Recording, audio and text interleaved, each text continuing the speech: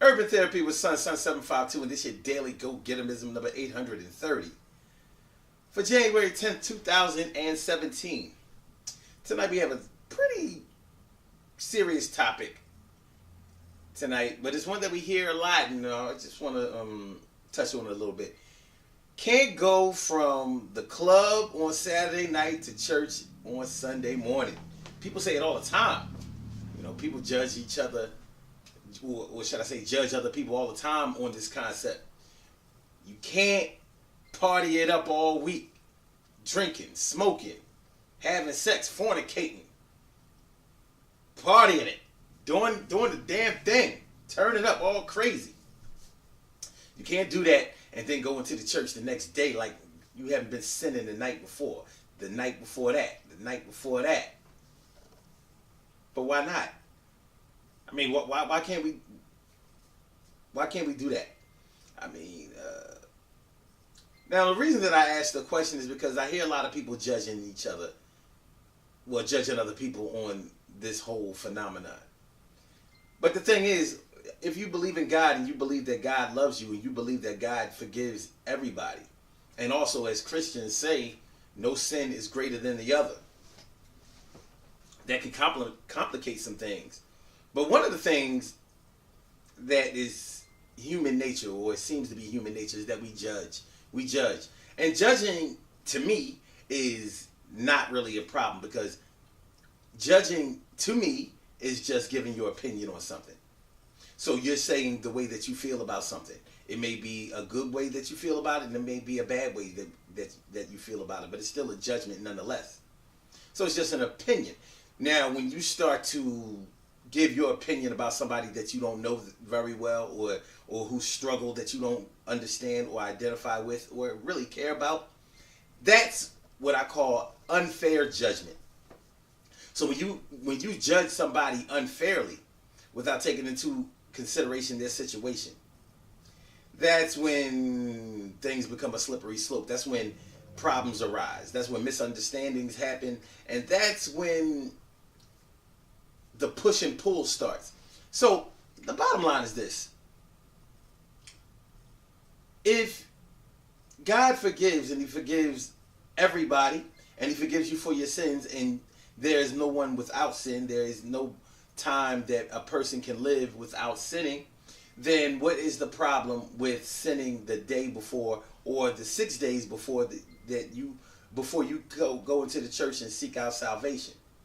Now, maybe nobody has a problem with that once or twice, but when it becomes a cycle, I guess that's when all the judges come in, and they ask, why is this type of behavior? I still don't really understand it, because at the end of the day, God forgives, but He doesn't just forgive on Sunday. He forgives every day. He forgives every day. Not only that, but God is ubiquitous. And ubiquitous means that He's always there, that something is always there, always around. He's everywhere, So there isn't a place that you can go and escape His watch. So if that's the case, honestly, you don't even have to go to church to seek out salvation. You can get it right now, right here, wherever you are. But I understand that people want to fellowship, and they want to talk and build with other people who may have more knowledge within their religious structure than they had. So they want to consult the elders and be taught. And I have no problem with that. And teaching someone is a good thing, as long as you're teaching them the right things. And when it comes to your spirituality and your salvation, the best teacher, the better the teacher, the better the better the student, and the better the teachings. So, and hopefully the better the outcome as well. So, let me try to put a different spin on it. If people have a problem with somebody sinning all week, and particularly the night before they come into church, would they rather them have not come to church at all and say, well, I'm going to just stay out here fornicating, drinking, smoking, putting my life at risk, putting my salvation at risk. I'm not even going to go to church because I'm too ashamed to show my face in the church when I know that I'm coming in dirty. Coming in dirty. To me, that's like a person who wants to lose weight, feeling like they need to lose weight before they go to the gym because they want to look like they've been losing weight before they get to the gym. So before I start this workout regimen, before I start to improve myself, before I start to get myself together, I need to go get this, I don't know, liposuction surgery or something like that. So then I can go into the gym and not look embarrassed because I'm trying to improve myself. I want to look like I've already been improving myself before I go in and improve myself. To me, that's what it's like. So imagine that. A person overweight, not looking too healthy or whatever, going into the gym, making a conscious effort to get themselves together, and having people at the gym ridicule them, tease them, and give them no encouragement to keep going, to keep trying to improve their lives, to try to live longer, to get healthier. I'm not sure if you would experience that at a gym. So why would you experience that in church? Okay, wait a minute. That's like a person who is on drugs. Maybe they're on heroin. Maybe they drink too much. Maybe they sniff coke. Maybe they smoke crack. Maybe they are on crystal meth. Maybe they pop pills.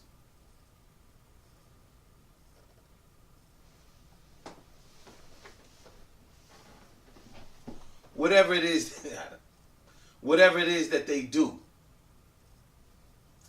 and feeling like they have to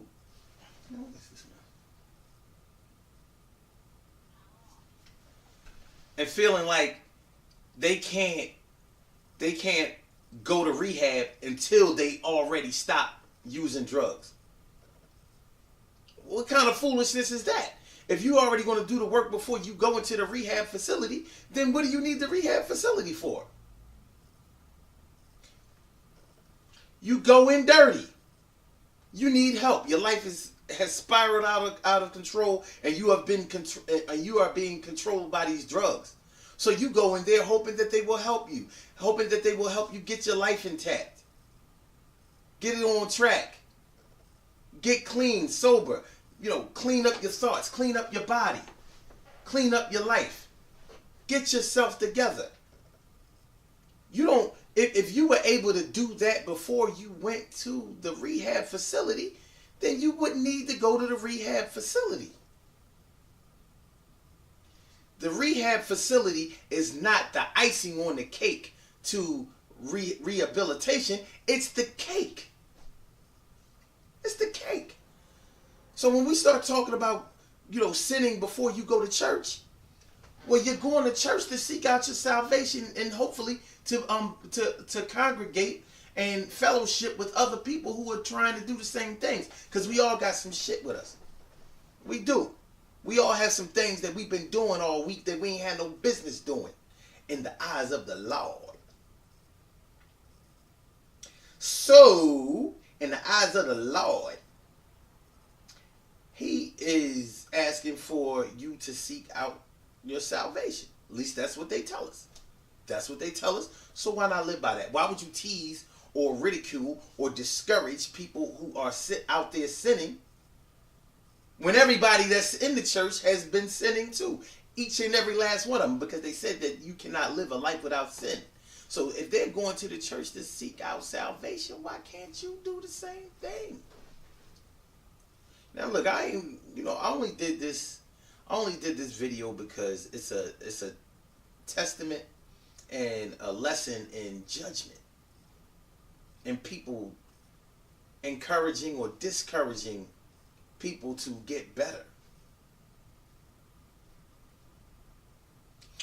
I could do one more example. I could do, I'm not gonna do one more example. I'm gonna just tell y'all like this. Listen.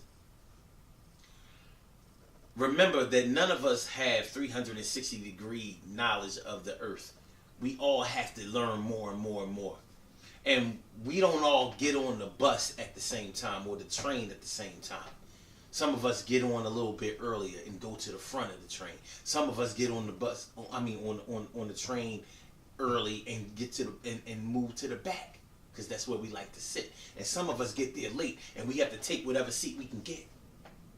So the people who come into their salvation later, just make sure that they are able to get a seat and stop trying to take up the spaces on the pew like nobody else has a right to sit here. Don't put your coat on the pew so it looks like you holding a seat for somebody who went to the bathroom when you know that there's an empty seat behind you. Let your brother and sister in. They need salvation just like you need it. Don't be judging them. That's all I have to say about that. Good things happen to those who wait. Great things happen to those who grind. And anything can happen to those who go for theirs. So go hard, go for yours. And remember, we all are seeking out salvation if we are believers or if we're struggling to become believers. I'm not really a religious person. I'm really not. But if you invite me to church or a mosque or a temple or a synagogue or whatever, or the Kingdom Hall of Jehovah's Witnesses, I'll go. I'll come. I'll come and listen to the word. Because there are things going on in my life just like everybody else's that I need help with. I may not join up, but at least I can be welcome wherever I go. Whether or not I've been turning up, partying up the night before or the 6 days before. Hopefully, somebody won't put a coat next to them like they holding a space for somebody because they don't want my sinning ass to come through. The Daily Go Getterism Show is every single day. 6 a.m. Eastern Standard Time. Whoa.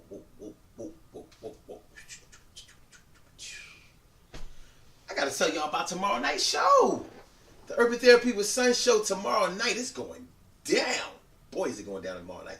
Listen, tomorrow night we're talking about being married to mature, but attracted to ratchet. Married to mature, but attracted to ratchet. So in other words, we talk about people who not necessarily are married, but people who are either married or are in a relationship with somebody who is refined, sophisticated, good-natured, basically a person that you would take home to mama. That's who you are hooked up with. But what you really like is the ratchet chick around the corner. The ass all out. Questionable character. Don't know how to speak. Can't really take her nowhere where important people are going to be. This goes for men and women, women, you might be attracted to that dude. Can't stay out of jail. Can't stop selling drugs. Can't stop using drugs. Can't keep a good job. Don't know how to talk. Don't know how to act around certain people. Quick tempered. Might even have pants hanging off his ass. Look like he's been getting high all the time. Doesn't seem to be concerned with his future too much. May not even be taking care of his kids.